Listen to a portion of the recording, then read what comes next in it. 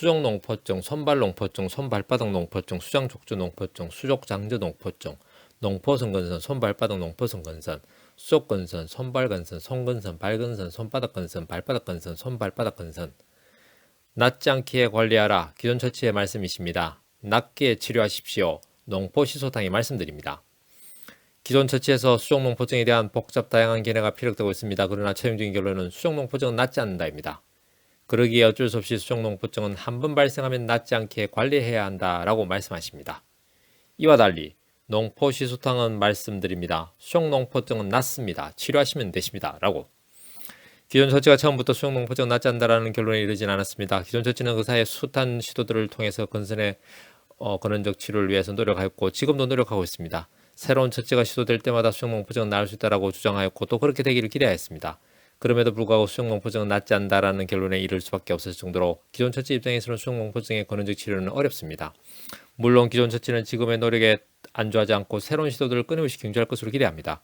결국 수족농포증은 낫지 않는다는 결론에 도달한 기존 처치 입장에서는 더 이상 수족농포증은 낫는다라는 귀결이 아닌 수족농포증은 낫지 않게 관리되어야 한다라는 명제에 수렴할 수밖에 없습니다.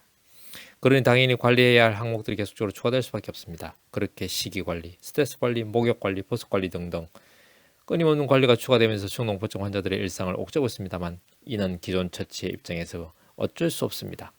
왜냐하면 스트레스 관리를 하면 증상이 조금 완화됨을 확인할 수 있기 때문입니다. 그렇게 식이관리를 하고 목욕관리를 하고 보습관리를 하면서 등등 조금 완화됨을 확인할 수 있기 때문입니다.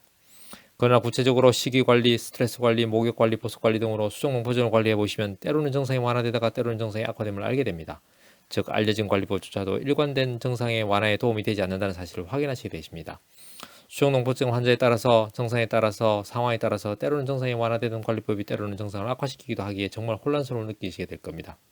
결론적으로 기존 처치 입장에서는 수족농포증은 나을 수 없다. 그래서 관리되어야 한다. 그러나 관리조차 증상의 완화와 악화를 반복시키기에 관리법을 바꿔가면서 적절하게 대응하라라고 말씀드릴 수밖에 없습니다. 이러한 기존 처치와 달리 농포시소탕은 말씀드립니다.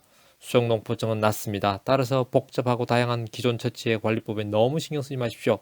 오직 농포시소탕의 복용만으로 근원적 치료를 도와드립니다.